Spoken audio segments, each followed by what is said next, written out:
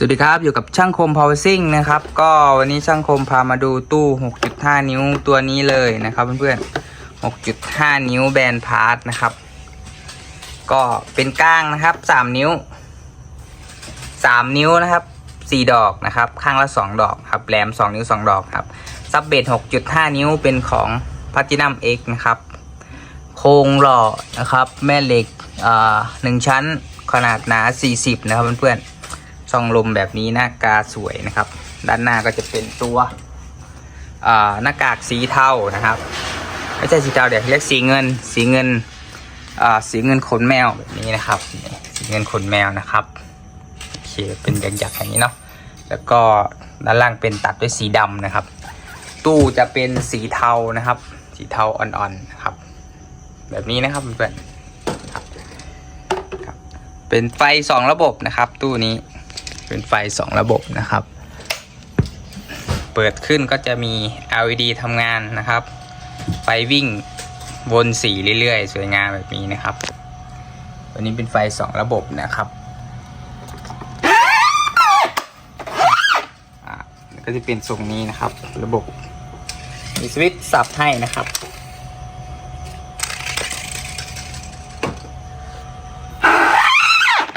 มิติงานก็ประมาณนี้นะครับมิติงานด้านหน้าด้านข้างนะครับด้านบนเป็นปีใหม่นะครับปีใหม่แล้วก็สามารถที่จะร้องคาราโอเกะได้มีปุ่มปรับเบ็ดก้างแหลมนะครับคาราโอเกะไฟเพจสีฟ้านะวัดแบตดิจิตอลนะครับแบต21 โวลต์เต็มนะครับตัวนี้ก็ยังไม่ได้ชาร์จเต็มนะครับด้านหน้าเป็นแบบนี้นะครับเพื่อนๆครับทรงมันนะครับก็สวยงามแบบนี้นะครับเดี๋ยวไปดูด้านหลังกันนะครับเป็นไงบ้างโอเคเพื่อนๆเดี๋ยวมาดูด้านหลังกันนะครับผมด้านหลังเป็นยังไงเนี่ยมาดูกันนะครับต้องบอกว่าช่างคมอาจจะทำด้านหลังไม่ค่อยสวยเนาะก็เน้นเป็นระบบแล้วก็เป็นระเบียบแล้วก็เป็นสัดส่วนมากกว่านะครับผมระบบก็จะดีนะครับก็ด้านหลังก็จะเป็นแบบนี้นะครับเพื่อนๆครับถ่ายตอนกลางคืนต้องขออภัยนะครับเนื่องจากกลางวันไม่ค่อยว่างนะครับผมมาดูระบบกันเลยนะครับดอกจะเป็นแบบนี้เลยตัว Platinum X นะครับที่แจ้งไปเนาะครับแล้วก็การจัดสัดส่วนก็จะแบบนี้นะครับตัว power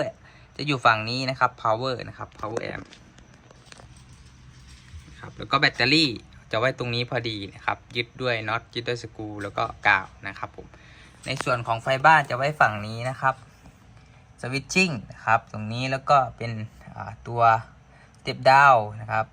สเต็ปอัพนะครับสเต็ปดาวมี2 ตัวนะครับเอาไว้ใช้กับไฟ LED ไฟโชว์บนตู้แบบนี้นะครับเพื่อนๆเนาะแบบนี้นะครับผมสเต็ปนะครับการใช้งานนะครับตรงนี้เราอยู่โหมดแบตเตอรี่หรือไฟบ้านแบตเตอรี่นะครับเปิดปุ๊บโอเคนะครับLED ด้านบนด้านหลังครับด้านหน้าด้านหลังก็ได้ประมาณนี้นะครับอันนี้ก็ให้เห็นกันนะครับ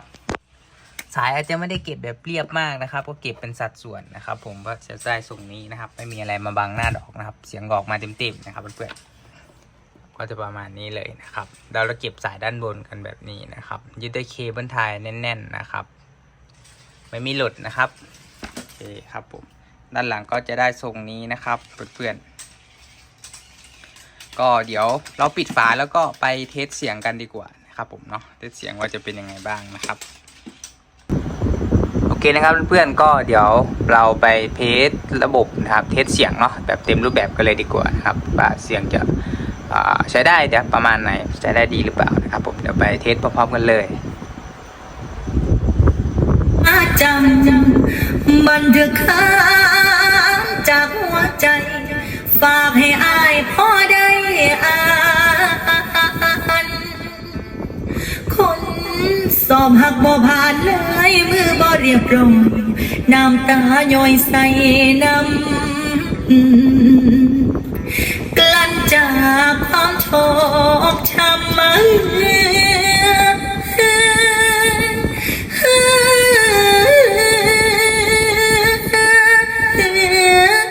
เ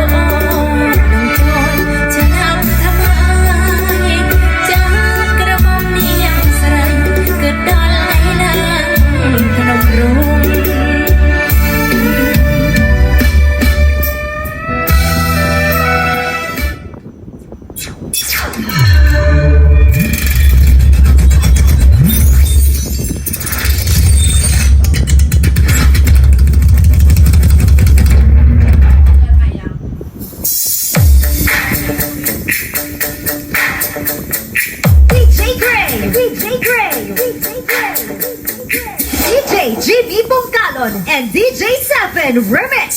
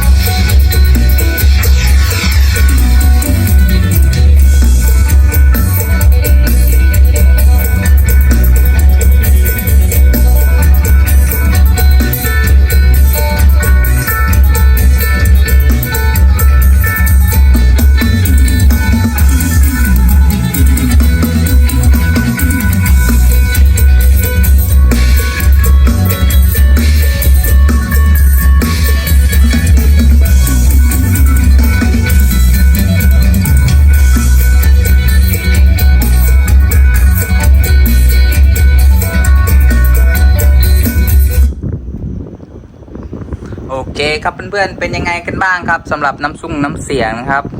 แนะนำใส่หูฟังแล้วกันเนาะในการทดสอบนะครับผมก็ตัวนี้จบที่ 7,999 บาทนะครับก็สนใจสั่งทำกันได้เลยนะครับตู้